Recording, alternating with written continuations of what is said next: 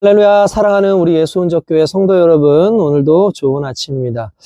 요즘 아침, 점심, 저녁 일교차가 상당히 심하죠. 여러분들 그 감기에 걸리지 않도록 건강에 유의하시기를 부탁을 드리겠습니다. 오늘도 하나님의 말씀으로 또 새롭게 하루를 살아가는 시간 갖도록 하겠습니다. 우리 다 함께 신앙을 고백하겠습니다. 전능하사 천지를 창조하신 하나님 아버지를 내가 믿사오며 그 독생자 우리 주 예수 그리스도를 믿사오니 이는 성령으로 잉태하사 예언대로 처녀의 몸에서 나시고 나를 위하여 고난을 받으사 십자가에 못 박혀 죽으시고 장사한 지 사흘째에 죽은 자 가운데서 다시 살아나시며 하늘에 오르사 전능하신 하나님 우편에 앉아 계시다가 거기로부터 산자와 죽은 자를 심판하러 오시리라. 성령을 믿사오며 거룩한 공교회와 성도가 서로 교제하는 것과 죄를 사하여 주시는 것과 몸이 다시 사는 것과 영원히 사는 것을 믿사옵나이다. 아멘. 네, 오늘 우리가 함께 은혜 받을 하나님의 말씀은 야고보서 3장 우리 3절에서부터 8절까지의 말씀을 우리가 함께 오늘 보도록 하겠습니다. 우리가 말들의 입에 재갈을 물리는 것은 우리에게 순종하게 하려고 그 온몸을 제하는 것이라.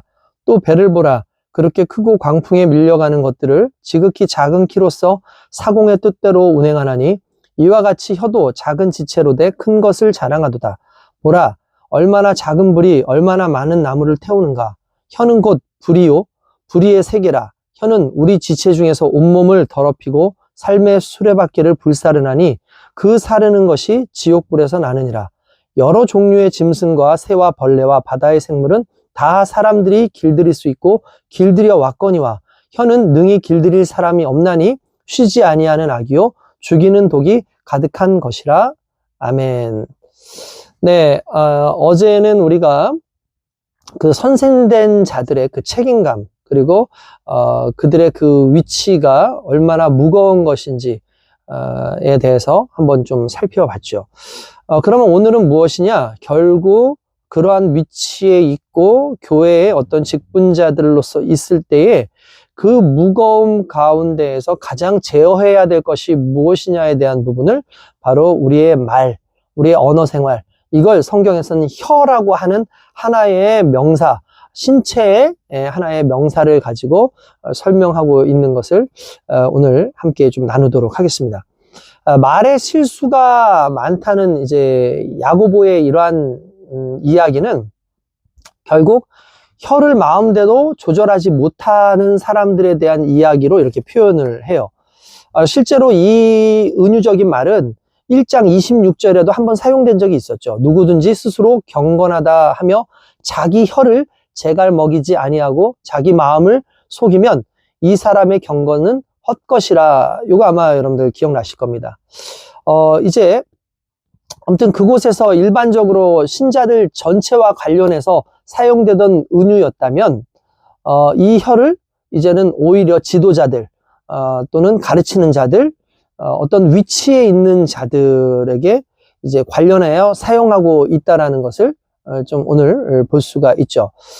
우리가 결국 이 혀라고 하는 것을 우리가 왜 중요시 여기냐면 고대 사회도 그렇고 지금 사회도 그렇고 혀 그러면 그냥 단순히 혀를 이야기하는 게 아니죠. 지금 이 혀라는 것은 결국 내 마음을 표현하는 하나의 도구인 거예요. 그러니까 내 마음에 있는 것이 어떻게 드러나는지 그게 결국 내 혀인 거죠. 그러니까 단순히 혀가 무슨 물질적인 이 혀가 어떤 의미가 있겠습니까? 근데 이 혀를 이 마음의 도구로 사용했다라고 하기 때문에 결국 그 혀를 이야기하지만 실제로 이 혀는 우리의 말, 우리의 마음에서부터 나오는 우리의 표현이라고 볼 수가 있겠죠. 이 내용을 보면서 야고보는 작은 것으로 큰 것을 조절하는 사례를 두 가지를 듭니다. 뭐냐 하면은 그것은 일단 우리가 잘 아는 말이죠. 말이라고 하는 것은 사람보다 크고 강하지만 빠르지만 코에다가 고삐를 뚫고 입에다 재갈을 물림으로써 우리가 원하는 대로 끌고 갈 수가 있습니다. 그런가 하면은 배도 우리보다 어마어마하게 그 배에 수많은 사람들이 탈 수 있을 만큼 크지만 그 배를 움직일 때에 그 방향을 잡는 건 작은 키, 배에 달려있는 키로 조절이 가능하다는 걸 이야기하죠. 그렇지만 반대로 혀는 그것보다 더 작지만 우리의 몸보다 훨씬 작은, 몸에서 가장 작은 지체라고 할 수 있는 이 혀는 조절 불가능한 어떠한 그런 모습으로 일단 성경에서 이야기를 하죠. 솔직히 배라든지 말이라든지 이런 것들은 조절하기 참 쉽지만 그것도 숙련된 기술이 있어야겠죠. 그러나 지극히 작은 혀, 몸의 한 부분은 조절할 수가 없다라는 게 오늘 성경에 나와 있는 내용이에요. 따라서 혀를 놀려서 다른 사람과 의사소통을 함으로 만들어내지는 그런 사회적인 삶, 뭐 교회 공동체적인 삶, 또 많은 말 때문에 결국은 소란해지고 다툼이 발생하고 혼란이 나타난다. 근데 그게 조절 불가능한 것이 혀이기 때문에 그렇다라고 이야기를 하죠. 여러분 그렇습니다. 대부분 신앙생활을 하는 수많은 사람들도 말을 쉽게 고치지 못해요. 이렇게 보면은 신앙생활에 처음 시작했던 사람이 뭐 20대 때 시작했든 뭐 10대 때 시작했든 뭐 모태신앙이었든 말의 실수가 많은 사람들은 참 희한하게도 나이가 들어서도 말의 실수가 많아요. 그래서 많은 사람들한테 상처를 주고 사람들이 그 사람을 참 다가서기 참 쉽지 않게 하는 부분들이 있죠. 말의 실수가 많다, 혀를 조절하지 못한다라는 말인데 솔직히 성경은 끊임없이 말하는 게 뭐냐면 이런 것을 조절할 수 있다면은 완전한 사람일 것이다 라고 이야기하죠. 그러니까 2절에서 그렇게 표현하는데 그 2절의 말씀을 4절에서는 부정문으로 아예 마감을 시키는 거예요. 그래서 많은 사람이 선생 되려고 하지 말고 하는 이 경고가 이 절에서도 결국 확인이 되는 거죠. 그러니까 이 두 비유가 어떻게 보면 참 적당한 비유일 수 있습니다. 그러니까 큰 것을 조절하고 원하는 뜻대로 이뤄갈 수 있는 것이 있는가 하면 혀만큼은 힘들다라는 거죠. 뿐만 아니라 야고보가 이 말을 이렇게 부정적으로 묘사한 것은 다름 아닌 혀를 사용해서 자기 자랑을 하려는데 인간의 본능적인 욕구와 마음이 들어있기 때문에 그래요. 아주 작은 혀가 아주 큰 것을 자랑한다라는 말을 쓰고 있습니다. 그러니까 없는 것을 있는 것처럼 꾸며내고 또는 정말 작은 것을 침소봉대해서 크게 부풀리는 게 그게 혀의 기능이다 라고 얘기하는데 그 혀의 물리적인 그냥 물질적인 이 혀를 이야기하려는 것이 아니라 실은 그 혀를 사용하는 게 뭐냐고요? 인간의 마음이 그렇다는 거예요. 인간의 마음이. 사람이 하나님처럼 과장하거나 교만해지는 것, 마치 하나님의 사람인 것처럼 과시하고 사람들을 위해 군림하려고 하는 것, 이 모든 것이 혀의 기능, 혀를 움직이는 우리의 머리 또 우리의 마음의 기능이다라고 볼 수 있죠.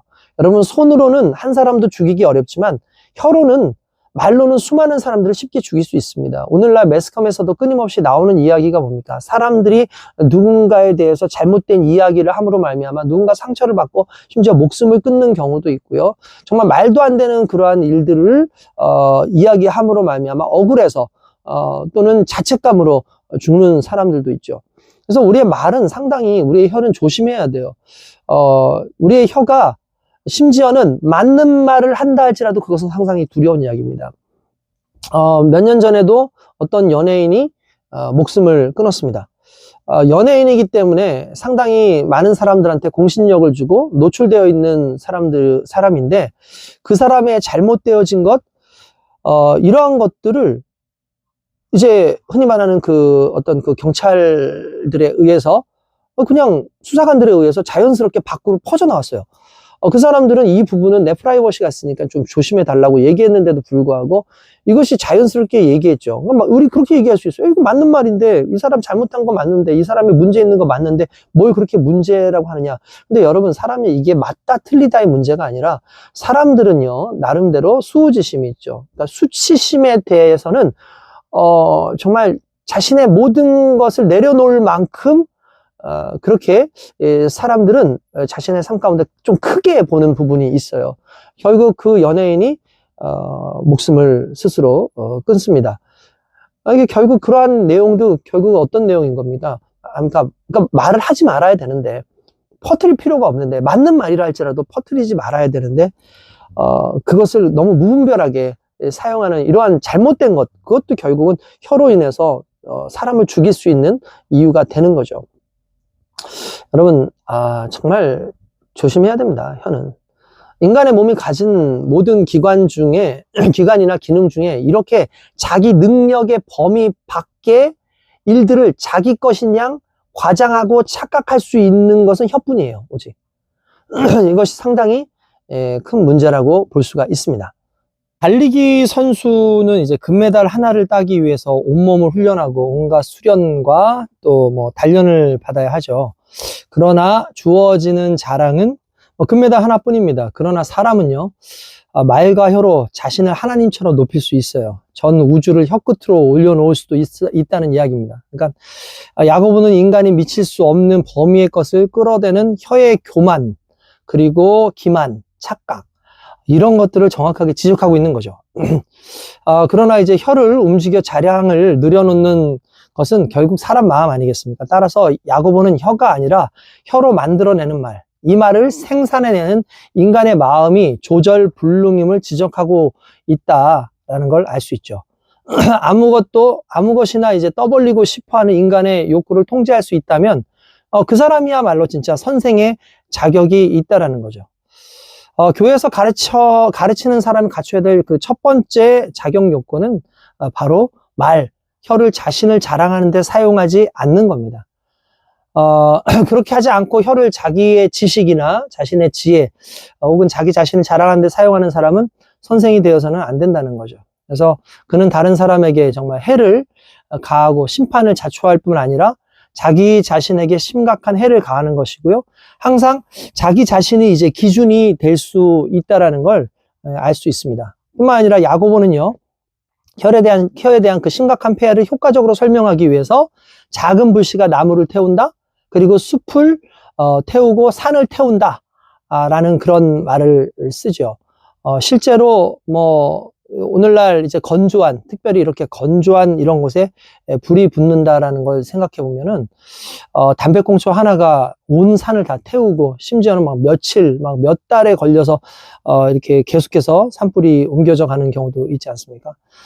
특별히 이런 말 정말 나름대로 예로 맞는 것 같아요. 건조한 그런 환경에는 불이 더 잘 붙는 것처럼 성도들 사이에서도 뭔가 좀 건조하고 뭔가 좀 힘들고 서로 정말 뭐랄까요, 좀 이렇게 따뜻하고 뭐 촉촉한 그런 위로가 아니라 좀 냉랭하고 건조한 그런 상황이 오면 조그만 말 한마디에도 확 번지는 게 그게 사람 혀에 나오는 그 인생을 태우는 그런 혀의 말일 수 있는 거죠.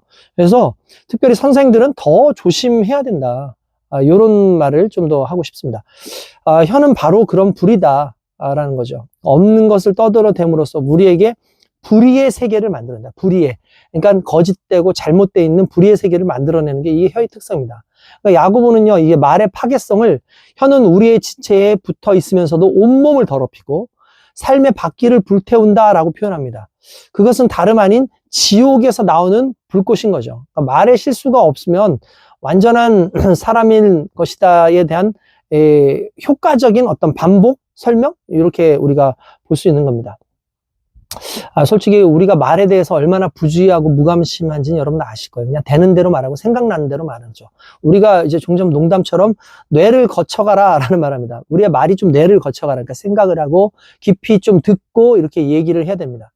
행동으로 옮기지 못하는 불의와 악도 말에 얼마나 많이 담을 수 있는지 여러분도 아실 겁니다. 입을 통해서 뭐 부정한 거, 뭐 이제 더러운 것들, 뭐 심지어 뭐 음담패서 우스개 뭐 이런 것들 다 전달이 되죠. 그러니까 덕담보다는 욕설이 더 많은 사회를 살고 있어요. 어떻게 보면 칭찬보다는 핀잔과 남을 폄하하고 모독하고 그것이 더 넘치는 사회. 어떻게 보면 그게 한국 사회가 아닌가, 교회가 그런 모습으로 있지 않는가. 말만 줄인다면 교회 안에 여러 가지 잡음도 훨씬 줄어들 거라고 생각합니다.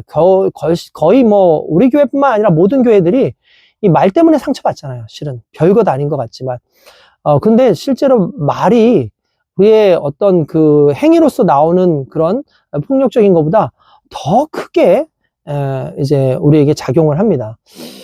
정말 그렇다면 혀를 통제함으로써 말을 다스리지 못하는 사람이 거룩한 교회에서 성생의 직분을 맡을 수 없다는 것은 너무나 자명한 일이죠. 그런 것은 이제 신자들 사이에서 가르치는 사람이 아니라도 마땅히 금해야 되는 일인데, 하물며 지도자의 위치에 있는 그런 사람들, 이거는 더 조심해야 됩니다. 심지어 혀는 길들여지지 않는다라는 걸 좀 집중하죠. 그래서 여러 종류의 짐승들과 새, 벌레, 이렇게 바다 생물들은 심지어 길들일 수 있는데 혀는 길들이지 못한다. 여러분, 혀에서 쉬지 않고 악이 나오는 그런 죽이는 독이 거기서 나온다는 것. 이런 것을 정말 우리가 깊이 생각해야 됩니다. 말의 문제는 혀의 문제고 그 혀의 문제는 결국 무슨 문제라고? 내 마음의 문제라고요. 내 마음의 문제는 결국 죄성에 의해서 나타나는 것이고요. 그리고 그 죄성에 의해서 나타나는 것은 너무나 자명하고 현저해서 예수를 믿는다 할지라도 여전히 우리가 말을 제어하지 않으면 예수 믿지 않는 사람보다 더 악하게 사람들을 넘어뜨릴 수 있다라는 것을 여러분 조심하면서 항상 그렇게 또 살아가기 원합니다. 오늘 우리가 이렇게 혀의 문제를 가지고 먼저 이야기를 했습니다. 우리의 마음을 조심하기를 바라고 우리가 좀 더 겸손하게 나를 자랑하기보다는 나를 자랑하는 순간 남을 자꾸 깎아내리는 어떤 그런 우를 범하게 돼 있거든요. 이러한 부분들을 좀 절제하고 조심하는 모습으로 또 하루를 살아갈 수 있기를 원합니다. 자, 기도하겠습니다. 거룩하신 하나님, 우리의 입술을 주님께서 주장하시고 우리의 입술이 범죄하지 않도록 주여 우리의 마음을 주님께서 주장하여 주시옵소서. 오직 성령께서 주인 되어 주셔서 우리로 하여금 교만하지 않게 하시고 주님 앞에 철저히 순종하며 나아가도록 인도하여 주시옵소서. 예수님의 이름으로 기도드리옵나이다. 아멘. 자, 여러분 오늘 하루도 승리하시기 바랍니다.